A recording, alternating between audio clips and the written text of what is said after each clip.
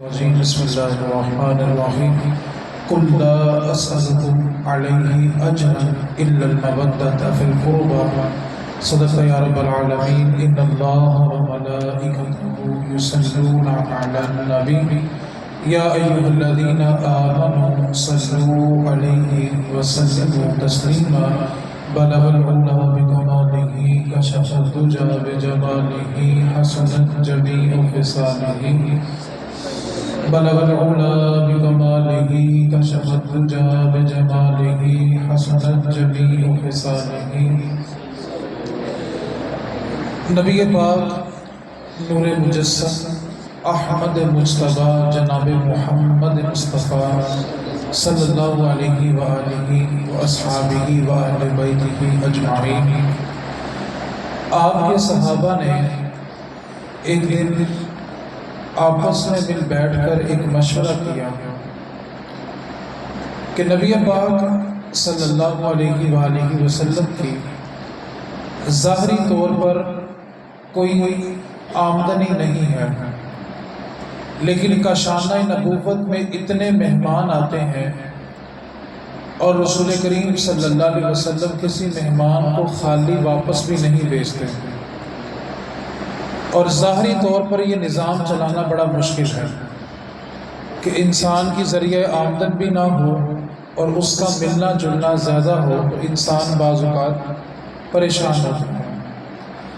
اب صحابہ کرام نے اس کے بارے میں مشورہ کیا کہ کاشانہ نبوت میں نبی پاک کے گھر میں اکثر مہمان آئے رہتے ہیں اور رسول کریم صلی اللہ علیہ وسلم کسی کو خالی واپس بھی نہیں بھیجتے، اور دیکھا جائے تو ظاہری طور پہ نبی پاک صلی اللہ علیہ وسلم کی کوئی آمدنی بھی نہیں ہے، تو ہمیں یہ کرنا چاہیے کہ ہم آپس میں ایک مخصوص رقم ہر کسی کے ذمے لگا لیتے ہیں، اور جب وہ جمع ہو جایا کرے تو رسول کریم صلی اللہ علیہ وسلم کی بارگاہ میں نہایت ادب کے ساتھ گزارش کر کے یہ تحفہ نبی پاک صلی اللہ علیہ وسلم کو دیا جائے، تاکہ جو مہمان نبی پاک صلی اللہ علیہ وسلم کے گھر حاضر ہوتے ہیں رسول کریم صلی اللہ علیہ وسلم ان کی مہمان نوازی کر سکیں۔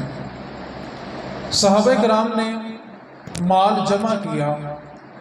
اب مال جمع کرنے کے بعد دوسری پریشانی یہ تھی کہ یہ بات جا کر کرے گا کون، کس کو آگے کریں کہ وہ جا کر رسول کریم سے یہ کہے کہ ہم نے پیسے جمع کیے ہیں اور آپ کے لیے تحفہ لے کے آئے ہیں۔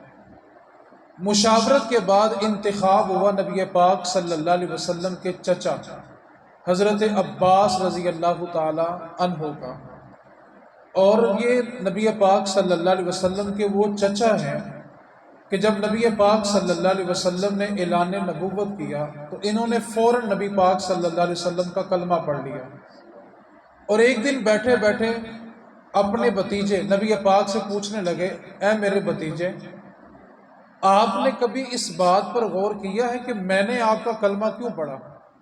آپ نے اعلان نبوت کیا، آپ نے کہا کہ میں نبی ہوں اور میں نے آپ کی بات مان لی، آپ نے کبھی اس بات پر توجہ کیا کہ میں نے آپ کا کلمہ کیوں پڑھا؟ اب جانتے تو تھے، لیکن فرمایا چچا آپ بتائیں کہ آپ نے میرا کلمہ کیوں پڑھا؟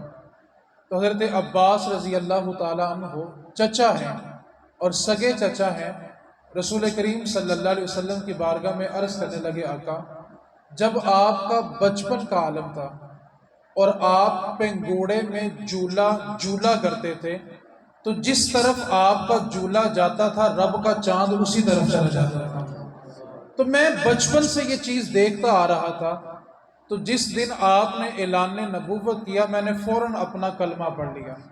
ہم خاک کے بنے ہیں، مٹی کے بنے ہیں، تو ہمارے کھلونے بھی مٹی کے ہوتے ہیں، ہم خاکی ہیں تو کھلونے بھی خاک کے رکھتے ہیں، وہ نور ہیں تو کھلونے بھی نور کے رکھتے ہیں۔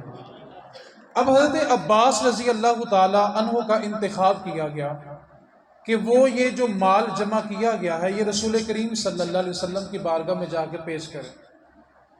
اب وہ سارا مال جمع کیا، جو پیسے جمع کیے تھے رسول کریم کی بارگاہ میں آپ کے چچا حاضر ہو گئے، آ کر بڑے نہایت ادب کے ساتھ عرض کرنے لگے آقا ہم جانتے ہیں کہ آپ جو بھی کام کرتے ہیں اللہ کی رضا کے لیے کرتے ہیں، اور آپ نے طائف کے بازاروں سے لے کے غزوہ احد تک جو کچھ بھی کیا ہے وہ صرف اللہ کی رضا کے لیے کیا ہے۔ طائف کے بازار کے پتھر دیکھے جائیں، کعبے کے صحن کی گندی اوجڑیاں دیکھی جائیں، کعبے کی گلیوں میں بچھے ہوئے کانٹے دیکھے جائیں، یا غزوہ احد میں دندان مبارک شہید ہوتے ہوئے دیکھے جائیں، آپ نے جو بھی کیا وہ اللہ کی رضا کے لیے کیا ہے، یہ اس کا معاوضہ نہیں ہے۔ ہم یہ صرف اس نیت سے آپ کی بارگاہ میں حاضر کر رہے ہیں کہ آپ اس کو قبول فرمائیں، اور جو مہمان آپ کے کاشانہ نبوت میں آتے ہیں آپ ان کی مہمان نوازی کر سکیں۔ اس سے پہلے کہ نبی پاک صلی اللہ علیہ وسلم کوئی جواب دیتے، جبریل امین قرآن کی آیت لے کے حاضر ہو گئے۔ آ کر عرض کی آقا اللہ فرما رہا ہے ان سے فرما دیں کل لا اسألکم علیہ اجرا، میں تم سے کوئی اجر ہی نہیں مانگتا، تم سے کوئی سوال نہیں کرتا۔ طائف کے بازار سے لے کے غزوہ احد تک میں نے جو کچھ بھی کیا، لا اسألکم علیہ اجرا، میں اس پر تم سے کوئی اجر نہیں مانگتا۔ آقا پھر ہم آپ کے لیے کیا کر سکتے ہیں؟ آپ یہ حکم دیں کہ ہم آپ کے لیے کیا کریں۔ تو میرے رسول کریم صلی اللہ علیہ وسلم نے آیت کا اگلا حصہ پڑھا، اور دیکھیں حکم رب کی طرف سے آ رہا ہے۔ فرمایا اِلَّا الْمَوَدَّةَ فِي الْقُرْبَى، یہ جو میرے قریبی رشتہ دار ہیں ان سے ہمیشہ پیار ہی کرتے رہنا۔ میں نے جو کچھ بھی کیا اس کا صلہ اگر دینا چاہتے ہو تو یہ ہے کہ میری اہل بیت کے ساتھ پیار کرنا۔ عرض کی آقا آپ کی اہل بیت کون ہے؟ فرمایا فاطمہ اور علی ہیں، اور جو ان کی اولاد ہوگی ساری میری اہل بیت ہوگی۔ مولا علی شیر خدا رضی اللہ تعالیٰ عنہ نے کل 9 شادیاں کی ہیں۔ آپ کے 18 بیٹے ہیں اور 18 بیٹیاں ہیں، 36 آپ کے بچے ہیں، لیکن سید صرف وہ کہلاتے ہیں جو سیدہ فاطمہ الزہرا رضی اللہ تعالی عنہا کی نسل میں سے ہیں۔ باقی جتنی بھی آپ کی نسل دوسری ازواج سے چلی ہے وہ سید نہیں کہلاتی۔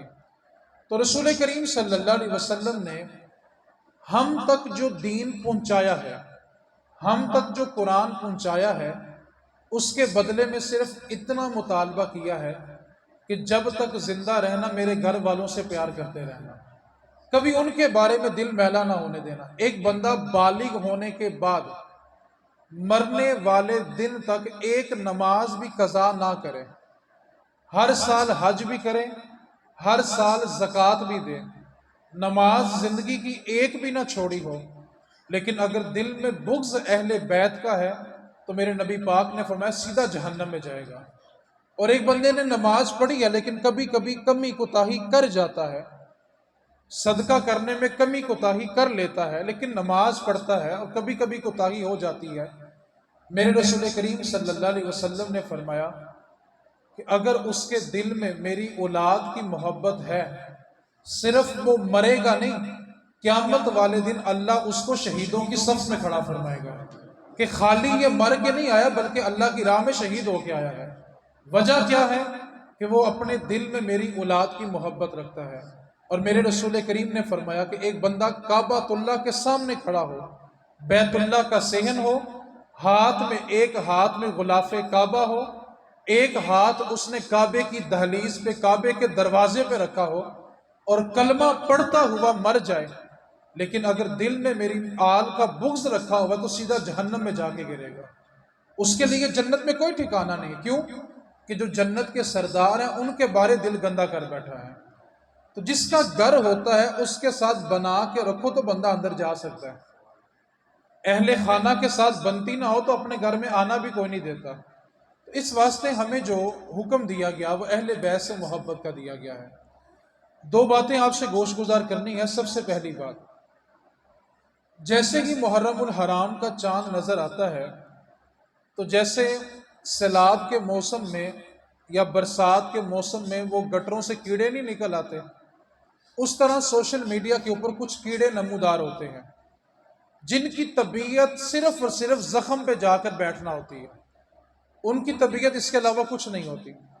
آپ کو یاد ہوگا میں نے 4 یا 5 ماہ قبل اسی جگہ پہ درس قرآن میں ایک بات آپ کو سمجھائی تھی کہ غیر مسلم کس طرح ہمارا استعمال کر کے ہماری بنیادوں کو کھوکھلا کر رہا ہے۔ میں ایک جملہ آپ کو سمجھانا چاہتا ہوں، اگر آپ اس پہ تھوڑی سی توجہ کر لیں تو آپ کو بات سمجھنا بڑی آسان ہو جائے گی۔ ایک شاگرد اپنے استاد سے پڑھتا ہے، اور اگر اسی شاگرد کے دل میں اپنے استاد کے بارے میں بغض بیٹھ جائے، اس کے دل میں اپنے استاد کے بارے میں نفرت پیدا ہو جائے، آپ مجھے بتائیں استاد جتنی مرضی محنت کر لے بچے کو سمجھ آئے گی؟ بولے تو صحیح ذرا، کیوں بولا؟ کیونکہ اس کے دل میں اس کے لیے محبت نہیں ہے۔ یہ ایک سادہ مسلمان ہے اور اس کو پڑھانے والا ایک سادہ مسلمان استاد ہے، اس کے بارے میں یہ قاعدہ اور کلیہ ہے کہ اگر استاد کے بارے میں بغض، حسد، کینہ، کدورت، نفرت دل میں آ جائے تو اس کی بات سمجھ نہیں آتی۔ آپ جانتے ہیں کہ اس وقت ہمارے ساتھ کون سا کھیل کھیلا جا رہا ہے؟ اس وقت غیر مسلم اس بات پر پیسہ انویسٹ کر رہے ہیں کہ کسی طریقے سے اس امت کو صحابہ اور اہل بیت کے بارے میں مشکوک کر دیا جائے۔ اب وہ اس بارے میں مشکوک کیوں کرنا چاہتے ہیں؟ آپ اگر اس سے اگلے جملے پہ توجہ کر لیں تو آپ کو ساری بات سمجھ آ سکتی ہے۔ ہم تک دین پہنچانے والے کون ہیں؟ ہمیں کس نے کہا تھا کہ نبی پاک نے یہ فرمایا ہے؟ آپ جتنی بھی احادیث پڑھتے ہیں، نبی پاک کے فرامین کو سنتے ہیں، سمجھتے ہیں، ہم تک پہنچایا کس نے؟ یا تو اہل بیت کی احادیث ملتی ہیں یا صحابہ کرام کی ملتی ہیں۔ آپ مجھے بتائیں اگر اللہ نہ کرے کسی کے دل میں صحابہ کے بارے میں شک بیٹھ جائے، آپ بتائیں وہ حدیث کو مانے گا؟ وہ کہ آپ کیا کہو گے کہ نہیں یار یہ جو بندہ ہے نا اس کے بارے میں یہ شک ہے۔ جیسے آج کل ایک مخصوص طبقہ ہے، سب ایسے نہیں ہے، مخصوص طبقہ ہے، 100 میں سے 2% ہوگا جو اپنے مطلب کی حدیث نہ ہو وہ ضعیف ہو جاتی ہے، اور جو مطلب کی ہو وہ صحیح ہو جاتی ہے۔ ٹھیک ہے، ایک الگ موضوع ہے، لیکن میں جس طرف آپ کو لانا چاہ رہا ہوں، ہمیں اس وقت اپنے اسلاف، پہلے یہ کام شروع ہوا تھا علماء سے، ایک بات کو اپنے دلوں میں جگہ دیں، انسان کبھی بھی براہ راست بڑی گستاخی نہیں کرتا۔ ایک بات اپنے دلوں میں بٹھائیں، کبھی بھی بچہ اپنے استاد کی بڑی نافرمانی یکدم نہیں کرتا، کبھی بھی کوئی مسلمان اپنے کسی بڑے کی نافرمانی یا گستاخی یکدم نہیں کرتا۔ یہ چھوٹی چھوٹی چنگاریاں ہوتی ہیں جو بڑھتی بڑھتی ایک شعلہ بن جاتی ہیں، اور پھر انسان ایک دن وہ اگل دیتا ہے جو اس کے اندر پڑا ہوتا ہے۔ ایسا نہیں ہوتا کہ بندہ رات کو ٹھیک تھا، صبح اٹھا تو اس نے آ کے بدتمیزی کر دی، اس نے بد کلامی کر لی، گستاخی کر لی، ایسا کبھی نہیں ہوتا۔ وہ چھوٹی چھوٹی چنگاریوں کو اپنے دل میں رکھتا ہے۔ یہ پہلے وہ طبقہ تھا، آج جو طبقہ دین سے بیزار ہے نا، اب وہ دین کو کچھ کہے گا تو لوگ پکڑ لیں گے، تو وہ دین کے بارے میں جو بری بات کرنا چاہتا ہے وہ مولوی کو گالی دے کے دل ٹھنڈا کر لیتا ہے۔ یہاں سے یہ ابتدا ہوئی۔ ہم نے پہلے اپنے علماء کو مشکوک کیا، اس کے بعد ہم گئے تو ہم نے اپنے اولیاء کو مشکوک کیا۔ اولیاء سے چلتے چلتے لوگ اتنے زبان دراز ہو گئے کہ انہوں نے جا کے صحابہ کی ذات کو ہاتھ ڈال لیا۔ اب تصور کریں کہ جو بندہ صحابہ کے بارے میں شک میں پڑ گیا ہے اس کو دین کہاں سمجھ آئے گا؟ وہ کون سی حدیث مانے؟ کیونکہ حدیث کو روایت کرنے والے تو صحابہ کرام ہیں، اہل بیت سے احادیث ملی ہیں، صحابہ کرام سے احادیث ملی ہے۔ تو یہ جو پری پلان سسٹم ہے وہ یہ ہے کہ اس امت کے دل میں سے سب سے پہلے صحابہ اور اہل بیت کی محبت کم کر دو، کیونکہ دین کی بنیاد ان ہستیوں پہ ہے، ہم تک دین پہنچانے والی یہ ہستیاں ہیں، اور جب لوگ ان کے بارے شک میں پڑ جائیں گے تو پھر ان کے دلوں سے دین نکالنا آسان ہو جائے گا۔ اب یہ ہوا کیسے؟ ایک گورا ہے، وہ امریکہ میں بیٹھ کے شراب کی بوتل منگواتا ہے، شراب پیتا ہے، شراب کے نشے میں جب وہ دھت ہو جاتا ہے، مگن ہو جاتا ہے، اس کو ہوش نہیں رہتا، تو وہ فیس بک کے اوپر ایک تحریر لکھتا ہے۔ تحریر یہ ہوتی ہے کہ حضرت علی افضل ہیں یا حضرت ابو بکر صدیق افضل ہے۔ وہ صرف سوال لکھتا ہے اور نشے میں سو جاتا ہے۔ اب وہ ظاہری بات ہے سوشل میڈیا ہر بندے کی اپروچ میں ہے۔ پاکستان سے پہلا کمنٹ جاتا ہے کہ جی ابو بکر صدیق افضل ہے، ایران سے پہلا کمنٹ آتا ہے کہ مولا علی افضل ہے۔ اب جس نے وہ سوال کیا تھا نا وہ شراب پی کے سو رہا ہے، اب یہ دو ملکوں کی دو مختلف نظریات رکھنے والے انسانوں کی جنگ چھڑ گئی۔ آپ جانتے ہیں یہ جنگ کب ختم ہوتی ہے؟ جب تک ایک دوسرے کو کافر نہ کہہ لیں، ایک دوسرے کو گستاخ نہ کہہ لیں، ایک دوسرے کو بد دین اور بے دین نہ کہہ لیں۔ اور جانتے جس نے سوال کیا تھا نا، وہ شراب کے نشے میں سو رہا ہوتا ہے۔ ہمیں سمجھ نہیں آ رہی، آپ توجہ نہیں کرتے کہ جیسے ہی محرم کا مہینہ قریب آئے گا تو یہ والی ویڈیو زیادہ اوپر آ جاتی ہیں، ربیع الاول آئے گا تو وہ والی ویڈیو زیادہ اوپر آ جاتی ہیں۔ اس کے اوپر باقاعدہ پیسے لگائے جاتے ہیں کہ ان چیزوں کو زیادہ اوپر لایا جائے، اور ہم لوگ علماء کو میسج کر کر کے پوچھ رہے ہوتے ہیں اس کا جواب کیا ہے۔ اس کا جواب بلا کیا ہے کہ ہم اپنے دل میں ایک عقیدہ مضبوط کر لیں کہ نبی پاک کی اہل بیت جنت کی مالک ہے اور میرے نبی کا ہر صحابی جنتی ہے۔ بس اس عقیدے کے اوپر اپنے آپ کو مضبوط کر لیں۔ یہ کیا بات ہوئی کہ ذرا سی کسی کی بات سن لی اور سوال کرنے شروع کر دیے؟ آج غورا پیسے لگا کے ہمارے نظریات میں بگاڑ پیدا کر رہا ہے اور ہم اس کے اعلی کار بنے ہوئے ہیں۔ اس واسطے سب سے پہلی بات جو آپ سے گوش گزار کرنی تھی، جیسے ہی محرم الحرام کا مہینہ شروع ہو، آپ نے کسی سے اختلاف نہیں کرنا، کوئی لڑائی کوئی جھگڑا نہیں کرنا، اور یہ بھی نہیں سوچنا کہ یہ بندہ بات ٹھیک تو نہیں کر رہا۔ بعض لوگ کہتے ہیں دیکھیں جی کتاب کا حوالہ بھی دے رہا تھا۔ آپ تھوڑی سی اس آیت پہ توجہ کریں، اللہ فرمانا یضل بہ کثیرا ویہدی بہ کثیرا۔ باقی کتابیں تو بڑی دور کی بات ہے، اللہ قرآن کے بارے کہہ رہا ہے کہ اسی قرآن کو پڑھ کے بہت سارے لوگ ہدایت پاتے ہیں اور بہت سارے لوگ گمراہ بھی ہو جاتے ہیں۔ باقی کتابوں کی حیثیت تو نیچے آ گئی نا۔ بعض اوقات بندہ قرآن پڑھ کے گمراہ ہو جاتا ہے۔ تو اس واسطے آپ اپنے آپ کو اور اپنی نسلوں کو ادب والی جگہ پہ رکھیں اور اس بات کے اوپر اپنا عقیدہ مضبوط کریں۔ یہ کیا تماشا ہوا کہ ساری رات ایک نوجوان موبائل کے اوپر اپنی نگاہیں گندی کرتا رہے، ساری رات گند دیکھتا رہے، گند سنتا رہے، گند کرتا رہے، اور صبح وہ ترازو لے کے صحابہ کی ذات کو تولنا شروع کر لیتا۔ اوقات ہی کیا ہے، حیثیت ہی کیا ہے؟ یار میں اپنے آپ کو دیکھوں، آپ اپنے آپ کو دیکھیں۔ ہم کن ہستیوں کے بارے باتیں کر رہے ہیں جنہوں نے نبی پاک کی صحبت کو اختیار کیا، جن کے بارے میرے نبی پاک نے فرمایا کہ میرے صحابہ ستاروں کی مانند ہیں، کسی ایک کی بھی پیروی کرو گے ہدایت پا جاؤ گے۔ پرانے وقتوں کے اندر جب سفر ہوتا تھا تو سفر کے دوران کشتی کے ذریعے سفر کیا جاتا تھا۔ کشتی میں بیٹھ کے راستہ جو تلاش کیا جاتا تھا نا، وہ ستاروں کی مدد سے ہوتا تھا۔ اس کو علم النجوم کہتے ہیں، ستاروں کا علم رکھنے والے۔ اب جو کشتی چلانے والا ملاح ہوتا تھا، وہ ستاروں سے رہنمائی لے کے مسافروں کو ان کی منزل تک پہنچایا کرتا تھا۔ اب سفر کرنے کے لیے کشتی میں سوار ہونا پڑتا ہے۔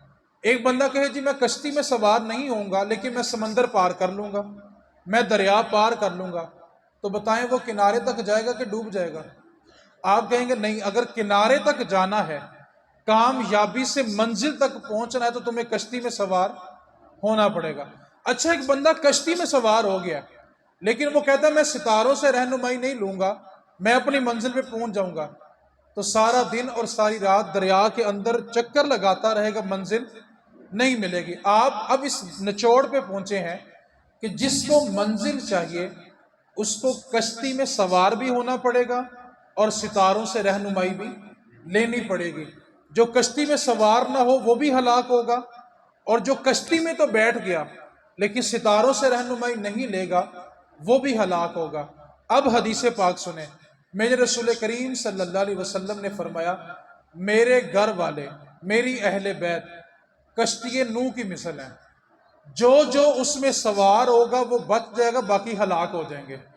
اب اہل بیت کو کہا کشتی نوح ہے، بیٹھو گے تو بچو گے، اور صحابہ کے بارے کیا کہا؟ میرے صحابہ ستاروں کی مانند ہیں، کسی ایک کی بھی پیروی کرو گے ہدایت پا جاؤ گے۔ اب اگر منزل چاہیے، اپنا مقصد چاہیے، تو اہل بیت کا دامن تھام کے کشتی میں بیٹھنا پڑے گا، اور جب کشتی میں بیٹھ جاؤ تو صحابہ جو ستارے ہیں اور چمکتے ہوئے تارے ہیں ان سے رہنمائی لو گے تو سیدھا جنت میں داخل ہو جاؤ گے۔ کشتی چھوڑو گے یا ستارے چھوڑو گے تو کبھی منزل تک نہیں پہنچو گے۔ آج ہمارے ہاں جو مسئلہ درپیش ہے میں بس آخری بات کر کے گفتگو سمیٹنا چاہتا ہوں۔ 10 محرم الحرام کو جتنے لوگ ہم یہاں پر بیٹھے ہوئے ہیں، جو یہ بعد میں اس کلپ کو سنیں گے، ہم لوگ امام حسین سلام اللہ علیہ پر ان کے نام کی دیگیں پکاتے ہیں اور بہت سارے احباب سبیل کا اہتمام کرتے ہیں۔ بلا شک و شبہ کرنا چاہیے، اس پر اجر بھی ہے، ثواب بھی ہے۔ لیکن سوال یہ ہے کہ امام حسین نے اپنا سر ہماری دیگوں کے لیے نہیں دیا تھا۔ امام حسین جو 3 دن اور 3 راتیں بھوک اور پیاس میں رہے ہیں، وہ ہماری دیگوں کے لیے نہیں رہے۔ آپ توجہ کریں کہ یہ جو کربلا کا ثانیہ ہے نا، یہ کوئی حادثاتی نہیں ہے، اس کی تربیت بچپن سے کی گئی تھی۔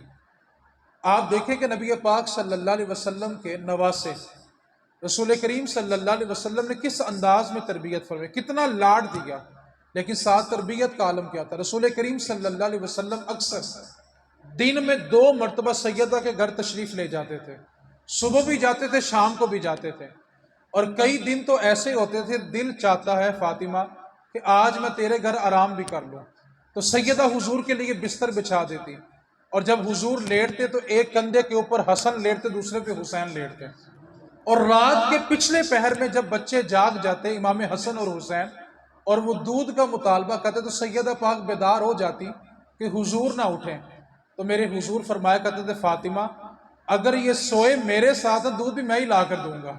حضور خود اٹھتے، برتن سے دودھ ڈالتے، لا کے نواسوں کو دودھ پلاتے۔ یہ تربیت بچپن سے تھی، اور آپ جانتے ہیں کربلا کے اندر جو استقامت تھی وہ کیوں تھی؟ سیدہ زہرا پاک کے دونوں لگتے جگر امام حسن اور حسین رضی اللہ تعالی عنہما بیمار ہو گئے، تو سیدہ زہرا پاک نے منت مانگی کہ اگر اللہ میرے ان دونوں شہزادوں کو صحت عطا کرے تو میں 3 روزے رکھوں گی۔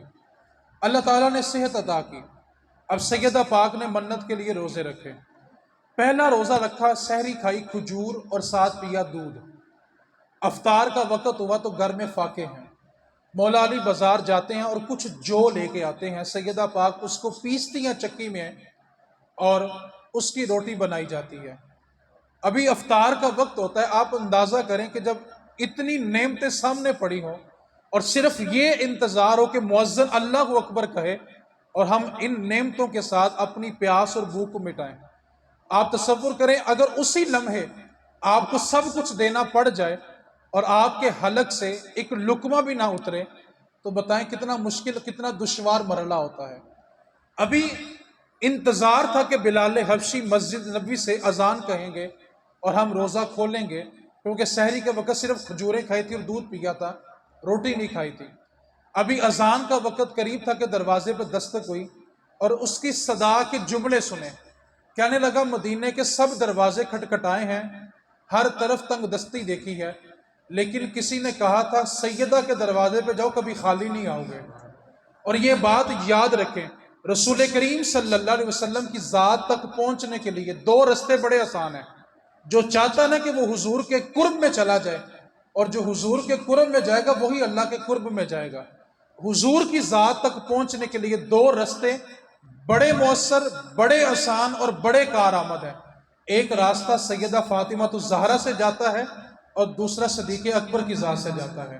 اور میں تو اکثر کہا کرتا ہوں اپنے ساتھیوں سے، ہر شخص کی زندگی میں ایک ابو بکر ضرور ہونا چاہیے۔ ابو بکر کے بغیر زندگی کا مزہ نہیں ہے۔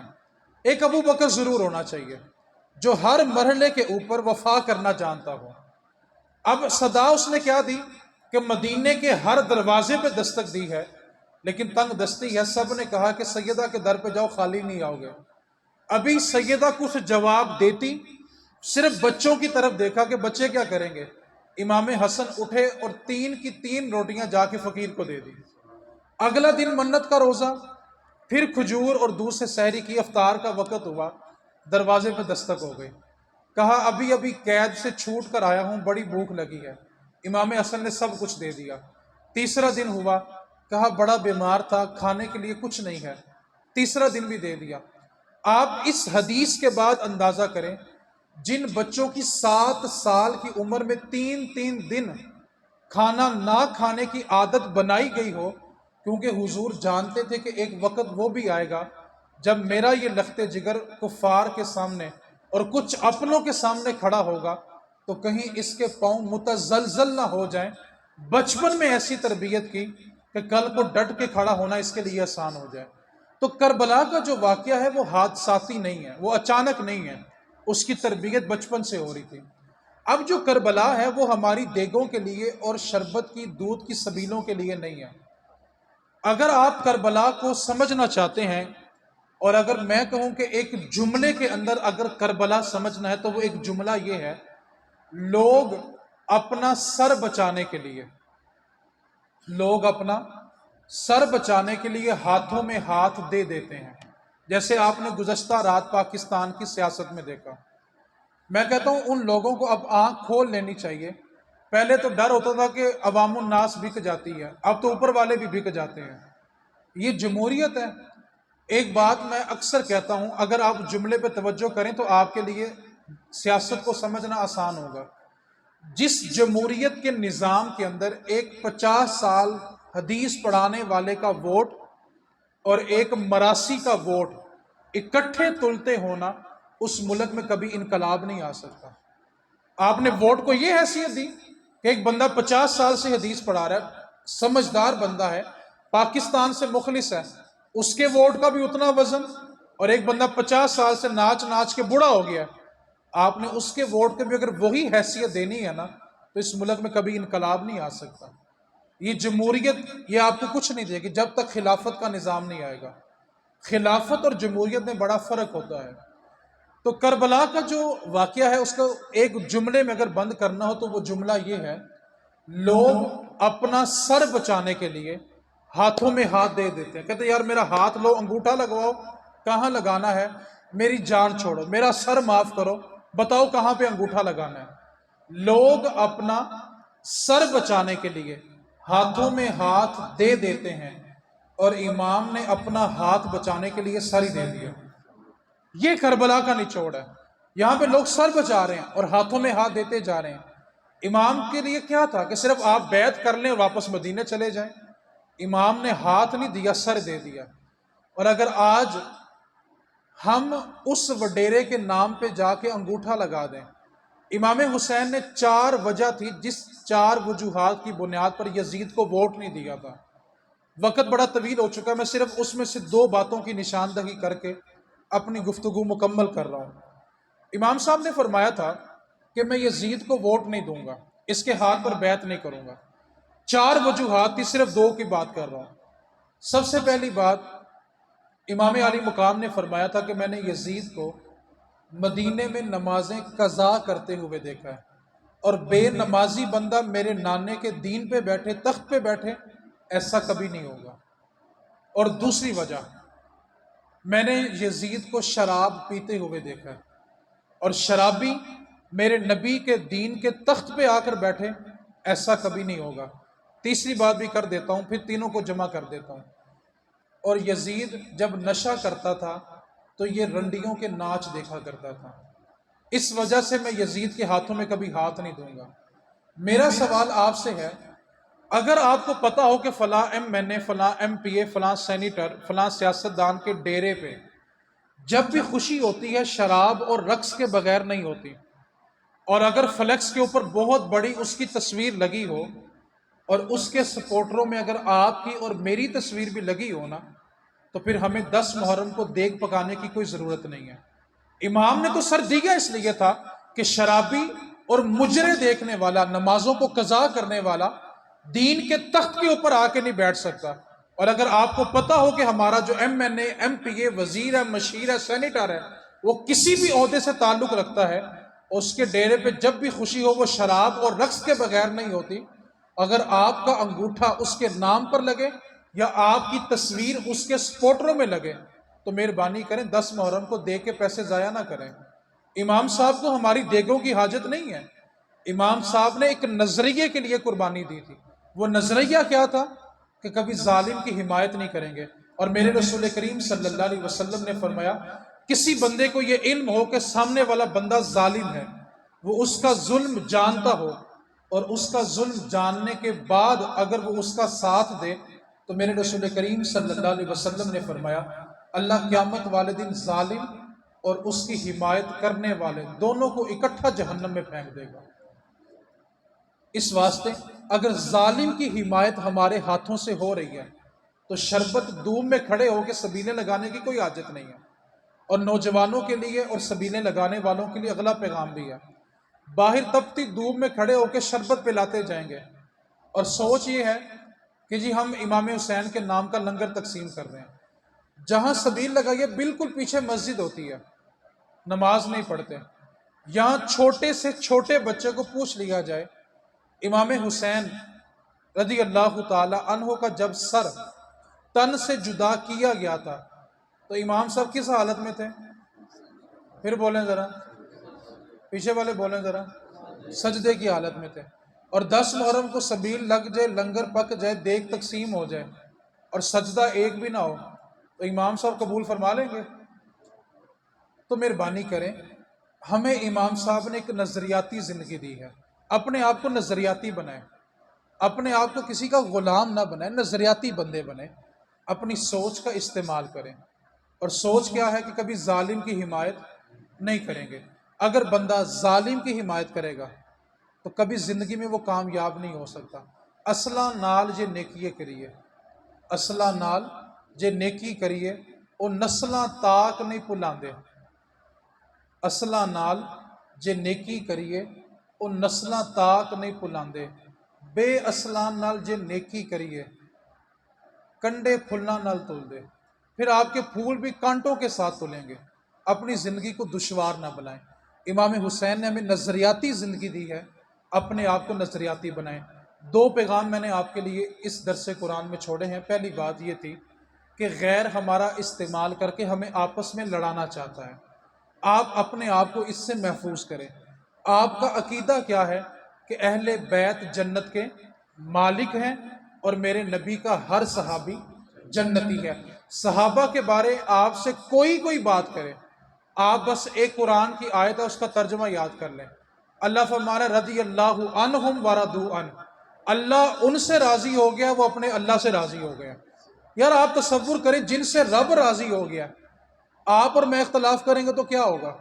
اللہ فرما رہا ہے میں ان سے راضی ہوں۔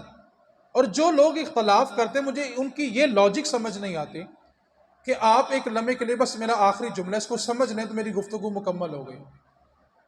جو لوگ جھگڑا کرتے ہیں، فساد کرتے ہیں، اختلافات کرتے ہیں، آپ کی جتنی زندگی بیت گئی ہے آپ سے کبھی کسی نے آ کے پوچھا بتاؤ صحابہ کے اختلاف کے بارے تمہارا کیا عقیدہ؟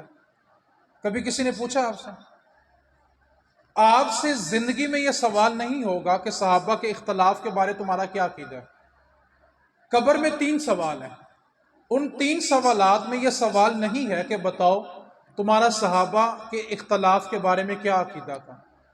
میدان معاشر میں 5 سوال ہیں، 5 کے 5 سوالوں میں یہ سوال نہیں ہے کہ بتاؤ تمہارا صحابہ کے اختلاف کے بارے میں کیا عقیدہ تھا۔